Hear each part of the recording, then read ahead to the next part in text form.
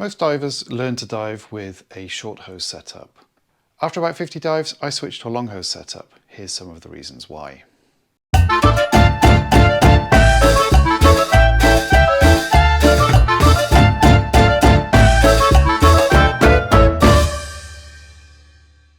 The way most divers learn to dive is with a primary regulator on a 75cm hose and an octopus or a secondary regulator on a 100cm hose. The instructors I had, they were all technical divers, so they all used a long hose setup. Once I gained more experience and switched to a backplate and wing setup, it was clear for me that the regular recreational setup with a short primary regulator and the octopus just wasn't going to work for me. So I looked into switching over to a long hose setup.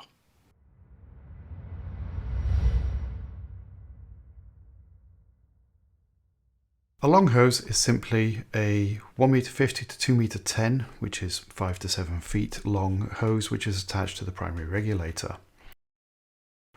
The secondary regulator is on a 55 to 60cm hose, and the regulator has a bungee attached which goes around our neck. The long hose itself comes down the right hand side of our wing. We tuck it under a torch or a hose retainer on our right hip. It wraps up around our body, goes behind our neck, and then it gets clipped off on the right shoulder D-ring.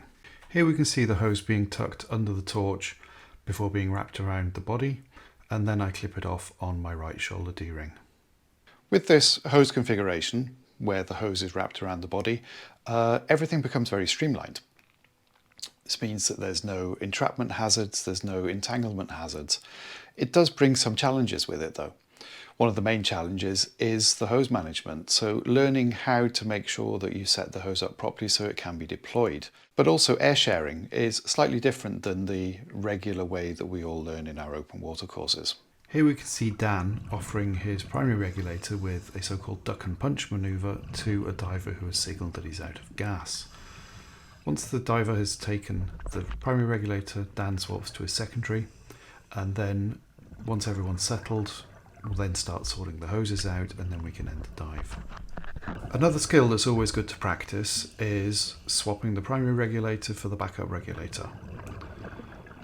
So first I check that the secondary is working, then I take the primary regulator out of my mouth, replace it with the secondary regulator, and now, to make sure everything's tidy, I clip the primary regulator off on the shoulder D-ring.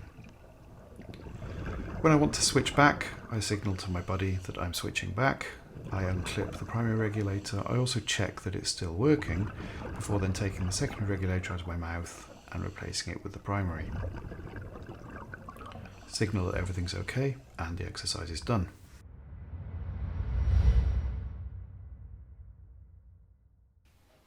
One of the main problems I have with my setup is I only have 2 first stages. This means if I want to change from a recreational to a technical setup, or from a technical back to a recreational, or from a single tank to a double tank technical setup, I always have to rebuild my regulators, so I do have to think a little bit in advance. Thankfully, I've got this down now to quite a fine art, and it only takes me about 15 to 20 minutes, which I usually do one of the evenings before I go for a dive.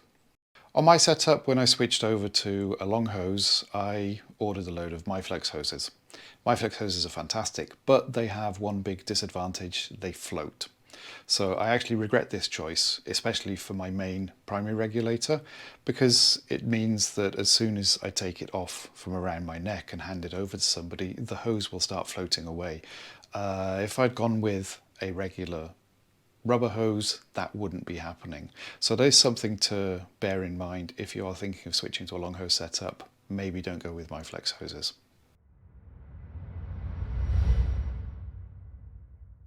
When I'm not teaching open water courses, I will definitely still be using a long hose setup. For me, it's the better choice. May not be the better choice for everybody, but if you want to give it a try, make sure you get some guidance from an instructor or from an experienced technical diver who'll be able to give you some tips and tricks on the best way to set up your equipment. Have you ever used a long hose? Are you thinking of changing? Let me know in the comment section down below. And if you enjoyed this video and you're looking forward to more gear reviews or more gear spotlights like this one, make sure to subscribe and hit that little bell button for the notifications. Thank you very much, ladies, gentlemen and others. Stay safe and always have fun.